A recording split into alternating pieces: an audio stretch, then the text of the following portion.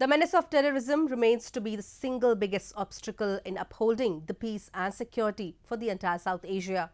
However, Pakistan has today been given the infamous title of terror state owing to the fact that it breeds and harbors some of the most dreaded terrorists in the world.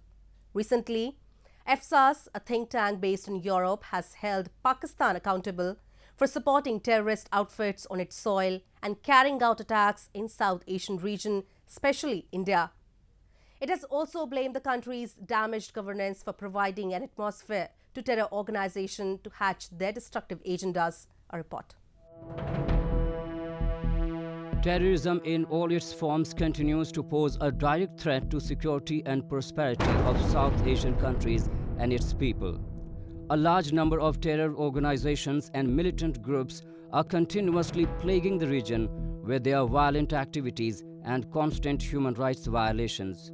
According to European Foundation of South Asian Studies, or FSAS, a think tank based in Europe, the tumultuous political environment of Afghanistan and Pakistan has weakened the governance, increasing corruption and instability in the region. This has created an atmosphere where major terror organizations are able to thrive and pursue their destructive agendas sponsored and aided by Pakistan Army and ISI across South Asia. Militant organizations are too strong. They have big support within the army. Besides this, the Pakistan's main plank is promotion of militancy, containment of democracy, rule of law in Pakistan, so that military could continue to play a greater role. And these organizations are too powerful. These terrorist organizations do not operate in vacuum. There are perpetrators sitting behind the curtains, facilitating them with complete financial and political support. The FSAS report further states that the funding of terror organizations started during Cold War era, when both the Eastern and Western camps provided funds, training and logistical support to mercenaries whose armed struggle fell in line with their interest. However, the report says this phenomenon no longer works, but it's still present in Pakistan, where Pakistan's Inter-Service Intelligence Agency sponsors various nefarious activities in different parts of the world, especially India. Pakistan has always been at the vortex of terrorism and constantly provides funding to develop terror training camps to groups like Jaish Mohammad and Lashkar-e-Taiba in order to hatch terror activities against India. Since terror is born in Pakistan and terrorists are trained in Pakistan, they naturally require funding.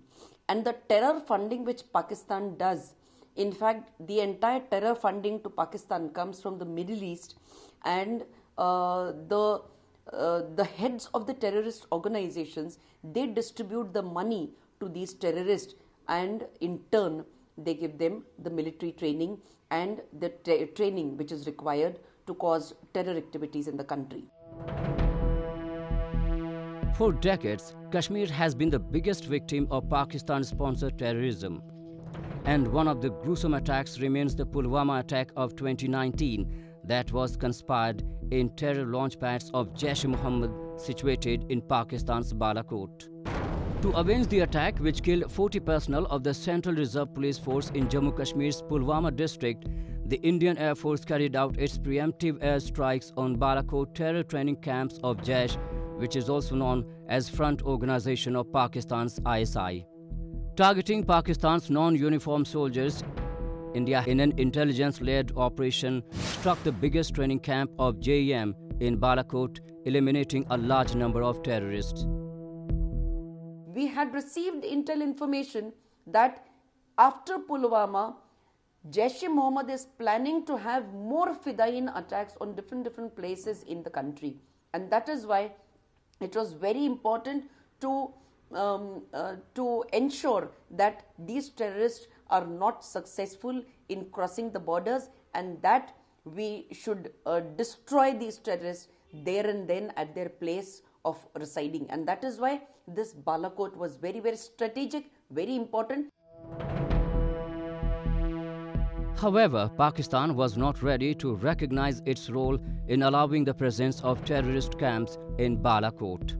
After 40 days of the attack, Pakistan authorities allowed a group of journalists working for foreign news organizations and foreign diplomats based in Islamabad the access to the site of the airstrike.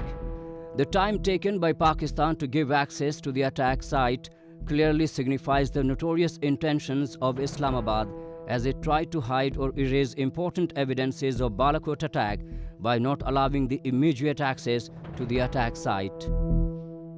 Well before the attack, and in public knowledge, in public domain, in Pakistan, very many websites were publicly saying, this place is seeking young men to come, so and so, the world-renowned, if I may use the word, notorious terrorist, the handler of many Mumbai-like attacks, was calling young men in Pakistan to come and join. They were also openly appealing, saying these many number of people could, be trained.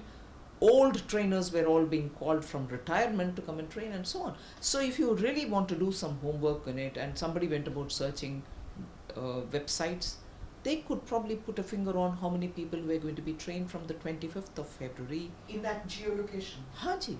Okay. So it doesn't require much of an exercise.